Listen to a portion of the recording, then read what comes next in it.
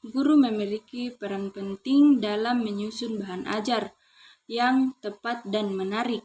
Untuk memaksimalkan proses belajar mengajar di sekolah, berikut ide-ide jenis bahan ajar yang bisa digunakan oleh guru di sekolah. Di antaranya, bahan ajar cetak, yaitu buku teks, sumber utama materi pembelajaran yang memuat informasi dan konsep dasar suatu mata pelajaran. Yang kedua, modul ajar, bahan ajar yang dirancang secara sistematis dan struktur untuk membantu siswa belajar mandiri. Kemudian yang ketiga, lembar kerja siswa atau LKS, kumpulan soal, latihan, dan aktivitas yang dirancang untuk membantu siswa memahami materi pelajaran. Dan yang berikut, brosur dan leaflet, materi informasi singkat dan menarik yang dikemas dalam bentuk visual yang menarik. Bahan ajar visual yang pertama yaitu gambar dan video, media visual yang membantu siswa memahami konsep abstrak dan memperkaya pembelajaran.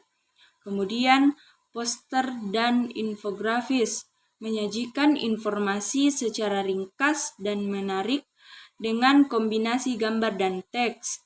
Kemudian video pembelajaran, media yang interaktif dan dinamis untuk menjelaskan konsep dan prosedur dengan lebih jelas. Yang berikut presentasi, menyajikan materi pembelajaran dengan tampilan yang menarik dan mudah dipahami. Kemudian yang ketiga, bahan ajar audio, rekaman audio yang berisi materi pembelajaran atau diskusi yang dapat didengar siswa kapan saja. Radio pembelajaran, siaran radio yang berisi materi pembelajaran dan program edukatif lainnya. Yang keempat, bahan ajar multimedia, simulasi dan permainan edukatif, membantu siswa belajar dengan cara yang lebih interaktif dan menyenangkan. Kemudian website atau aplikasi pembelajaran yang menyediakan akses ke berbagai materi pembelajaran, latihan, dan sumber daya edukatif lainnya secara online. Kemudian media sosial edukatif, platform media sosial yang digunakan untuk berbagai informasi, tips belajar, dan berinteraksi dengan siswa secara online. Pemilihan jenis bahan ajar yang tepat tergantung pada beberapa faktor seperti tingkat dan jenjang pendidikan. Bahan ajar yang harus sesuai dengan usia, kemampuan, dan tingkat perkembangan siswa. Kemudian mata pelajaran, jenis bahan ajar yang cocok untuk mata pelajaran sains mungkin berbeda dengan mata pelajaran bahasa atau seni.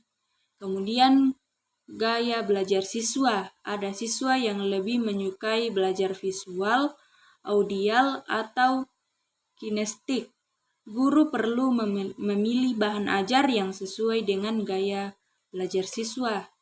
Kemudian kesediaan sumber daya, guru harus mempertimbangkan ketersediaan sumber daya seperti waktu, dana, dan pelatihan dalam memilih bahan ajar.